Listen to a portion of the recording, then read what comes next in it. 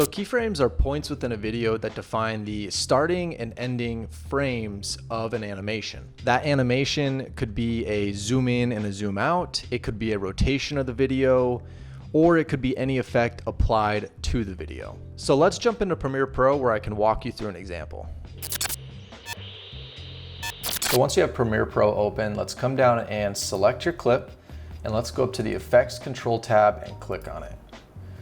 Now, any effect you apply to your clip will be located here, and this is where you can animate those effects with keyframes. An effect or property of an effect can be animated if it has the toggle animation icon next to it, which is this little stopwatch icon. So in this case, we can animate the position, the scale, the rotation, but since there's no stopwatch icon next to the blend mode, we are unable to animate the blend mode, therefore unable to create keyframes for it. To create a keyframe, go to the starting location on your video where you want the animation to begin, and come over and click the toggle animation icon. This is going to create this little diamond, which is known as a keyframe. Now go to the location on your video where you want the animation to end, and you can either come over here and click the add or remove keyframe button, which is going to create another keyframe, or you can just change the value of the property itself to add a keyframe. So what you have done is created an animation by telling Premiere Pro to start at this keyframe value right here, and over this allotted amount of time in between these two keyframes here, end at the ending keyframe value. Some quick tips. You can select a keyframe by clicking on it.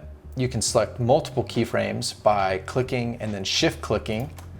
You can also click and drag and put them in the selection box. You can jump between keyframes by clicking the arrow left and right of the add remove keyframe. Once you have a keyframe selected, you can always change the value of that keyframe. If you want to reset the keyframe, you can hit the little reset button right here, and that'll bring the keyframe back to its original parameter. And lastly, you can add as many keyframes as there are frames within the video. There's no limit to how many keyframes you can have. And that goes with how many keyframes per property too, so I can animate the position of all of these as well. So something important to note about keyframes is that when you create keyframes, the values in between the two keyframes are going to be interpolated linearly. So for instance, my video is scaling linearly. It's scaling at the same rate. But let's say we wanted it to scale really slow and then ramp up and scale super fast within the last half second here. So exponentially. So what you can do is you can select your keyframes, right click, and they have a bunch of different options here.